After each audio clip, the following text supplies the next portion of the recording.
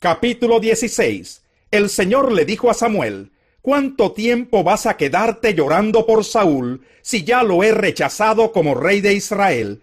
Mejor llena de aceite tu cuerno y ponte en camino. Voy a enviarte a Belén, a la casa de Isaí, pues he escogido como rey a uno de sus hijos. ¿Y cómo voy a ir? Respondió Samuel: si Saúl llega a enterarse, me matará. Lleva una ternera, dijo el Señor, y diles que vas a ofrecerle al Señor un sacrificio.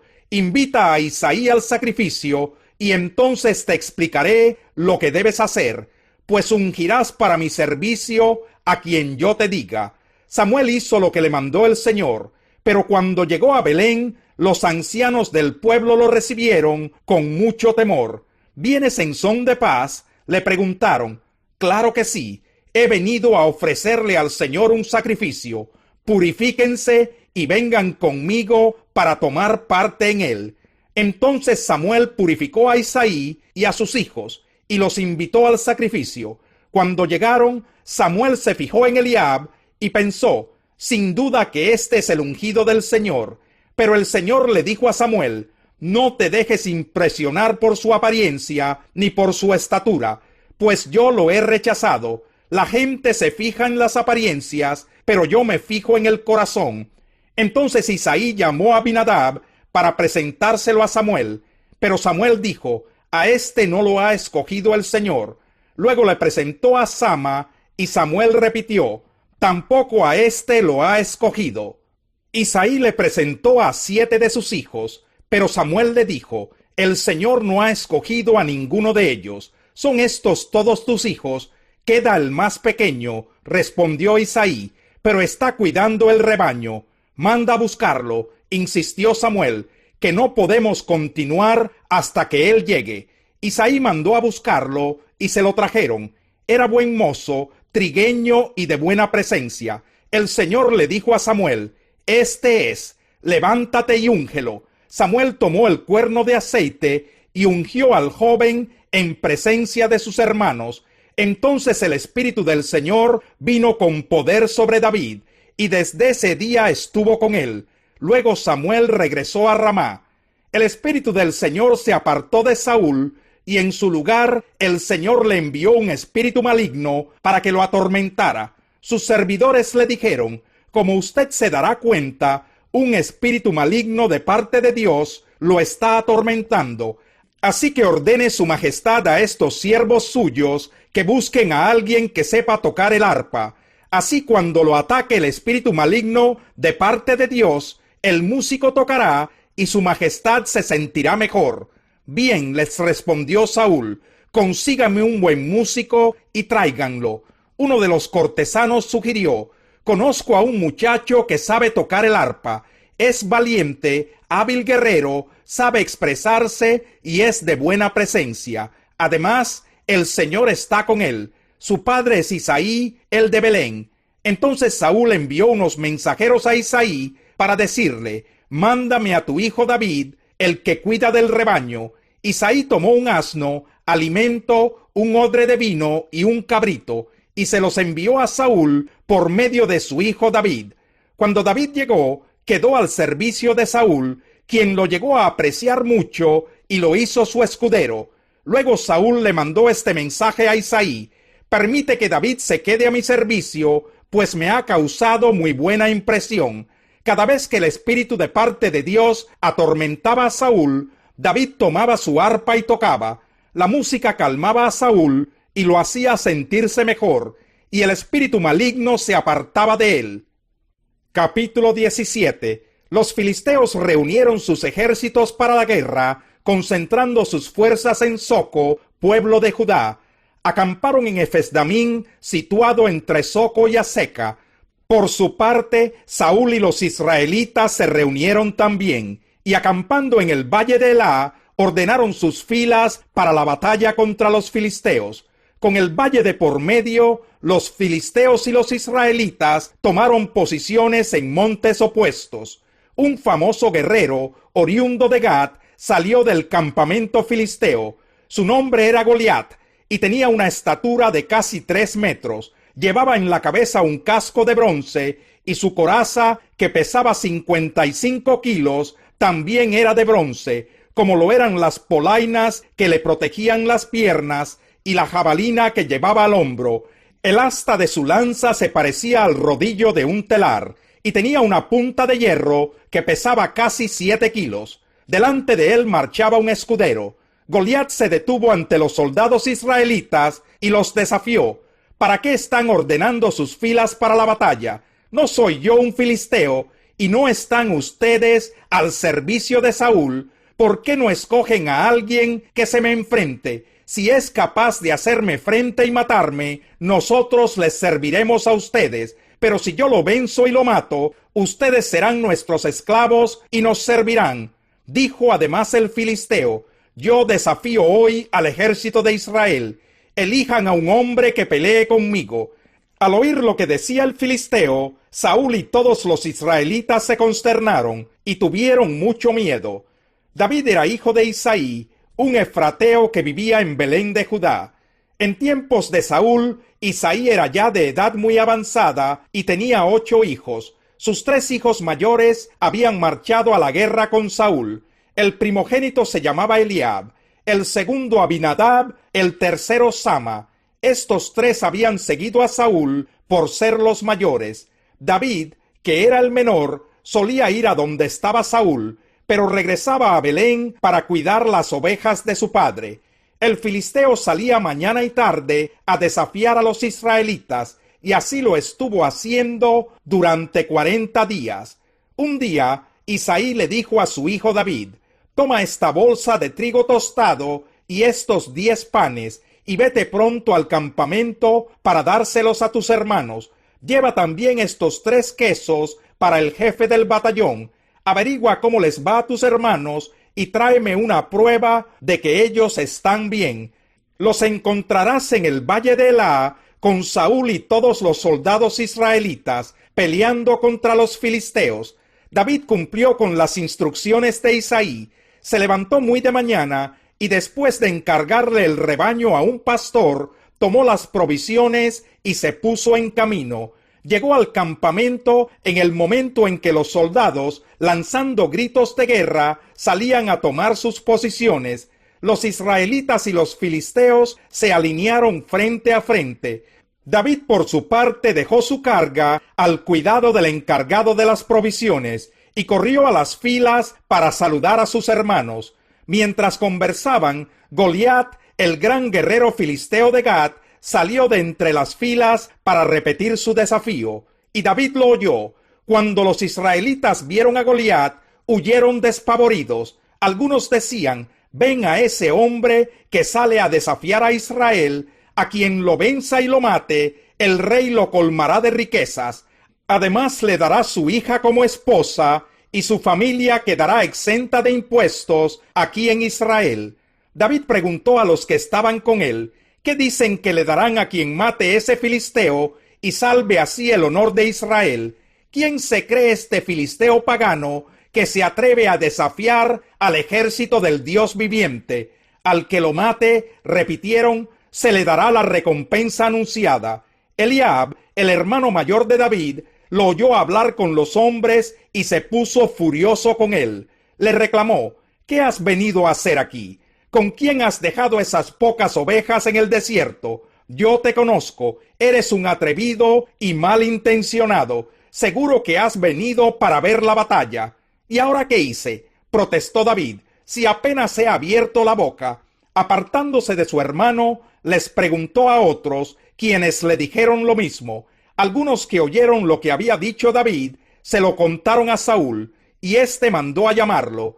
Entonces David le dijo a Saúl: nadie tiene por qué desanimarse a causa de este filisteo. Yo mismo iré a pelear contra él. ¿Cómo vas a pelear tú solo contra este filisteo?, replicó Saúl. No eres más que un muchacho, mientras que él ha sido un guerrero toda la vida. David le respondió: a mí me toca cuidar el rebaño de mi padre. Cuando un león o un oso viene y se lleva una oveja del rebaño, yo lo persigo y lo golpeo hasta que suelta la presa, y si el animal me ataca, lo sigo golpeando hasta matarlo. Si este siervo de su majestad ha matado leones y osos, lo mismo puede hacer con ese filisteo pagano, porque está desafiando al ejército del Dios viviente. El Señor, que me libró de las garras del león y del oso, también me librará del poder de ese filisteo. Anda pues, dijo Saúl, y que el Señor te acompañe. Luego Saúl vistió a David con su uniforme de campaña, le entregó también un casco de bronce y le puso una coraza. David se ciñó la espada sobre la armadura e intentó caminar, pero no pudo porque no estaba acostumbrado. No puedo andar con todo esto, le dijo a Saúl, no estoy entrenado para ello. De modo que se quitó todo aquello, tomó su bastón, fue al río a recoger 5 piedras lisas y las metió en su bolsa de pastor. Luego, honda en mano, se acercó al filisteo. Este, por su parte, también avanzaba hacia David detrás de su escudero. Le echó una mirada a David y al darse cuenta de que era apenas un muchacho, trigueño y buen mozo, con desprecio le dijo: ¿Soy acaso un perro para que vengas a atacarme con palos? Y maldiciendo a David en nombre de sus dioses, añadió: ven acá, que les voy a echar tu carne a las aves del cielo y a las fieras del campo. David le contestó: tú vienes contra mí con espada, lanza y jabalina, pero yo vengo a ti en el nombre del Señor Todopoderoso, el Dios de los ejércitos de Israel, a los que has desafiado. Hoy mismo el Señor te entregará en mis manos, y yo te mataré y te cortaré la cabeza. Hoy mismo echaré los cadáveres del ejército filisteo a las aves del cielo y a las fieras del campo, y todo el mundo sabrá que hay un Dios en Israel. Todos los que están aquí reconocerán que el Señor salva sin necesidad de espada ni de lanza. La batalla es del Señor, y Él los entregará a ustedes en nuestras manos. En cuanto el filisteo avanzó para acercarse a David y enfrentarse con él, también éste corrió rápidamente hacia la línea de batalla para hacerle frente. Metiendo la mano en su bolsa, sacó una piedra y con la honda se la lanzó al filisteo, hiriéndolo en la frente. Con la piedra incrustada entre ceja y ceja, el filisteo cayó de bruces al suelo. Así fue como David triunfó sobre el filisteo. Lo hirió de muerte con una honda y una piedra, y sin empuñar la espada. Luego corrió a donde estaba el filisteo, le quitó la espada y desenvainándola, lo remató con ella y le cortó la cabeza. Cuando los filisteos vieron que su héroe había muerto, salieron corriendo. Entonces los soldados de Israel y de Judá, dando gritos de guerra, se lanzaron contra ellos y los persiguieron hasta la entrada de Gad y hasta las puertas de Ecrón. Todo el camino desde Saharayim hasta Gad y Ecrón quedó regado de cadáveres de filisteos. Cuando los israelitas dejaron de perseguir a los filisteos, regresaron para saquearles el campamento. Luego David tomó la cabeza de Goliat y la llevó a Jerusalén, pero las armas las guardó en su tienda de campaña. Anteriormente Saúl, al ver a David enfrentarse con el filisteo, le había preguntado a Abner, general de su ejército: Abner, ¿quién es el padre de ese muchacho? Le aseguro, su majestad, que no lo sé. Averíguame quién es, le había dicho el rey. Tan pronto como David regresó, después de haber matado a Goliat, y con la cabeza del filisteo todavía en la mano, Abner lo llevó ante Saúl. ¿De quién eres hijo, muchacho?, le preguntó Saúl. De Isaí de Belén, servidor de su majestad, respondió David. Capítulo 11. Por lo tanto pregunto, ¿acaso rechazó Dios a su pueblo? De ninguna manera. Yo mismo soy israelita, descendiente de Abraham, de la tribu de Benjamín. Dios no rechazó a su pueblo al que de antemano conoció. ¿No saben lo que relata la Escritura en cuanto a Elías? Acusó a Israel delante de Dios: Señor, han matado a tus profetas y han derribado tus altares. Yo soy el único que ha quedado con vida, y ahora quieren matarme a mí también. ¿Y qué le contestó la voz divina? He apartado para mí 7,000 hombres, los que no se han arrodillado ante Baal. Así también hay en la actualidad un remanente escogido por gracia. Y si es por gracia, ya no es por obras, porque en tal caso la gracia ya no sería gracia. ¿Qué concluiremos? Pues que Israel no consiguió lo que tanto deseaba, pero sí lo consiguieron los elegidos. Los demás fueron endurecidos, como está escrito. Dios les dio un espíritu insensible, ojos con los que no pueden ver y oídos con los que no pueden oír, hasta el día de hoy. Y David dice, que sus banquetes se les conviertan en red y en trampa, en tropezadero y en castigo, que se les nublen los ojos para que no vean y se encorven sus espaldas para siempre. Ahora pregunto, ¿acaso tropezaron para no volver a levantarse? De ninguna manera. Más bien, gracias a su transgresión ha venido la salvación a los gentiles, para que Israel sienta celos. Pero si su transgresión ha enriquecido al mundo, es decir, si su fracaso ha enriquecido a los gentiles, cuánto mayor será la riqueza que su plena restauración producirá. Me dirijo ahora a ustedes los gentiles. Como apóstol que soy de ustedes, le hago honor a mi ministerio, pues quisiera ver si de algún modo despierto los celos de mi propio pueblo, para así salvar a algunos de ellos. Pues si el haberlos rechazado dio como resultado la reconciliación entre Dios y el mundo, ¿no será su restitución una vuelta a la vida?